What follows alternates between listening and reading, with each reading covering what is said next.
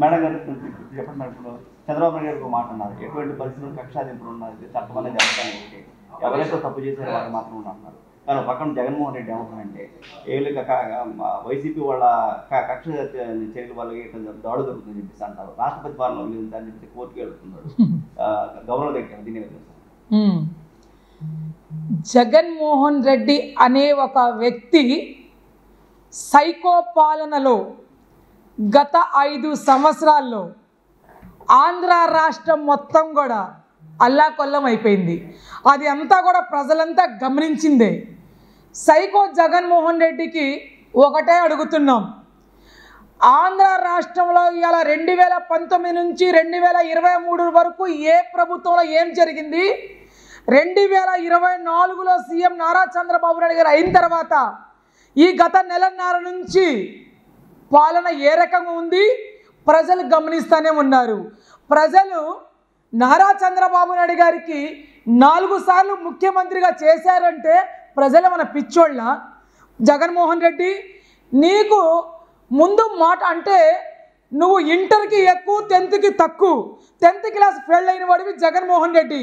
నీకు రాష్ట్రం మీద పరిపాలన మీద నీకు ఉదాహరణ లేదు కాబట్టి ప్రజలు ఏంటంటే అవకాశం ఇద్దాంలే అని చెప్పేసి తండ్రి చనిపోయిన తర్వాత రోడ్ల మీద తిరిగినట్టు యాక్టింగ్ చేసి నటించేసావు. నీ నటన ప్రజలకే కాదు, నీ నటన నీ కుటుంబంలో నీ తల్లికి నీ చెల్లికి కూడా నటించినట్టు చేపించావు. ఇవాళ నీ చెల్లి నీ తల్లే చీయని నీకు పంపించిన వాళ్ళు, నీ తల్లి జన్మించిన తల్లి ఒక మాట మాట్లాడింది, ఇట్లాంటి సైకోకి ఈ ఆంధ్ర రాష్ట్రంలో ప్రతిపక్షం హోదా కూడా ఉండకూడదు ప్రభువా అని ఆ ప్రభుని కోరుకున్న తల్లి అంటే ఆ తల్లి కడుపు ఎంత మండిపోయిందనేది ఆ తల్లికే తెలుసు. ఈ చెల్లి గురించి, ఒక చెల్లి చెంగు గురించి, నువ్వు చెల్లి చీర కట్టిన కలర్ గురించి కూడా నడి రోడ్డు మీద నువ్వు మాట్లాడావంటే నీలాంటి అన్నలు ఉన్న ఒకటే పోయినా ఒకటే, దేనికి పనికి రారని అందరూ కూడా చెప్పిన విషయమే. రెండోది, నీకు ఏం చెప్పడానికి అర్థం కాక, అరే బాబు రాష్ట్రపతి పరిపాలన కావాలి అంటే చంద్రబాబు నాయుడు గారు వచ్చిన తర్వాత గత ఈ నెలన్నర నుంచి ప్రభుత్వంలో ఏం జరిగింది, ప్రభుత్వంలో ఏం మాట్లాడుతున్నారు అంటే, నువ్వు చేసిన గంజాయి ముక్కలు, నువ్వు చేసిన 5 సంవత్సరాల్లో ఆ డ్రగ్స్కు వాళ్ళ పిల్లలకి పాడు చేసి, అంటే ఆంధ్ర రాష్ట్రం అంతా కూడా తిప్పి అంటే అల్లాకొల్లం చేసి పక్కన పెట్టేసిన తర్వాత ఇవాళ నాకు రాష్ట్రపతి పరిపాలన కావాలా, నాకు ఇంకోటి కావాలా, ఏం మాట్లాడుతున్నావు జగన్మోహన్ రెడ్డి, పులివెందుల ఎమ్మెల్యే. బట్ నువ్వు ఇంకొక విషయం, ముందు నువ్వు హాస్పిటల్కి వెళ్ళి నువ్వు ట్రీట్మెంట్ చేయించుకున్న తర్వాత నువ్వు మాట్లాడు, తర్వాత మాట్లాడదాం. ఇంకొక విషయం, నీకు ఎర్రగడ్డ హాస్పిటల్లో త్వరలోనే జాయిన్ చేస్తున్నారంట. అది అయిపోయిన తర్వాత ఆ మెడిసిన్స్ అంతా యూజ్ చేసి వాడిన తర్వాత వచ్చి నువ్వు మీడియా ముందు వచ్చి నువ్వు మాట్లాడమని చెప్తున్నావు. మేడం గారు ఇప్పుడు చూసినట్టయితే ఒక పక్క కోర్టుకి ఏ రోజు ఆయన బయటకు రాలేదు. ఏ రోజు పక్కన చంద్రబాబు నాయుడు గారు 18 గంటలు పనిచేస్తున్నాడు, కానీ ఏ రోజు ఒక రోజు బయటకు రాని పరిస్థితి ఉంది. ఇప్పుడు ప్రతి ఒక్కరి దగ్గరికి వెళ్ళి జరుగుతుందని చెప్పేసి బయటకు వచ్చి మాట్లాడుతున్నారు. దీన్ని ఎలా చూస్తారు మీరు? చంద్రబాబు నాయుడు గారికి సైకో జగన్మోహన్ రెడ్డికి మీరు కలపబాకండి. ముందు మీకు ఒక పాయింట్ అడుగుతున్నాను. చంద్రబాబు నాయుడు గారు అనే ఒక నాయకుడు లెజెండ్. అంటే ఆయన పెట్టే సంతకంలో కూడా ఈయనకి సంతకం కూడా పెడతానికి రాదు. ఆయన పరిపాలన వేరే, సైకో పరిపాలన వేరే. అందుకని సైకో పరిపాలనకి ఈయన పరిపాలనకి ట్రాలీ చేశారు ప్రజలు.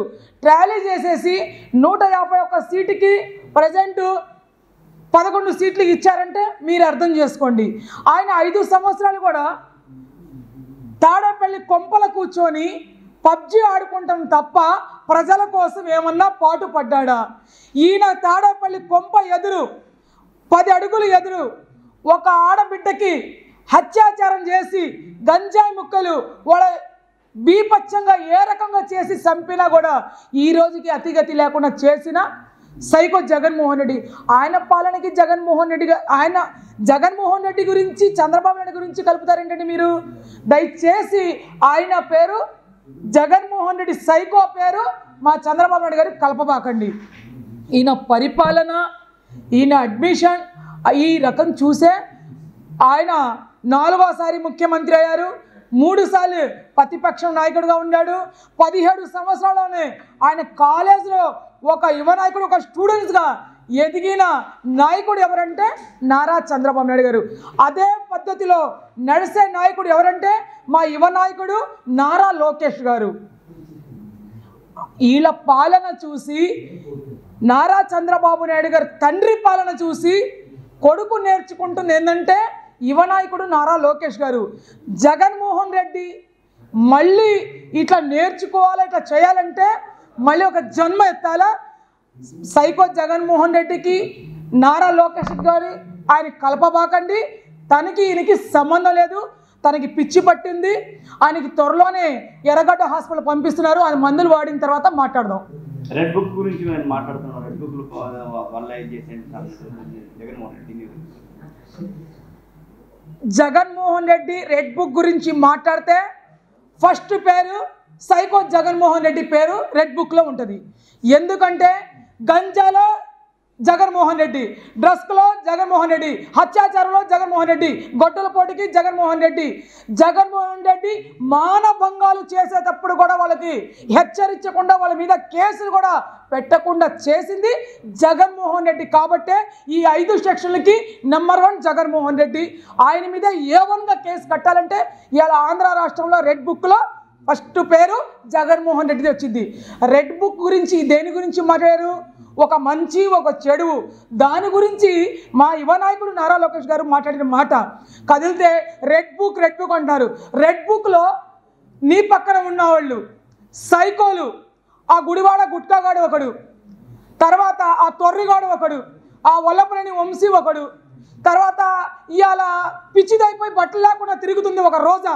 వీళ్ళందరూ కూడా నెంబర్ 1లో, నెంబర్ 2లో వాళ్ళు ఉంటారు. నెంబర్ 1లో నువ్వు ఉన్నావు, నెంబర్ 2లో వాళ్ళు ఉంటారు.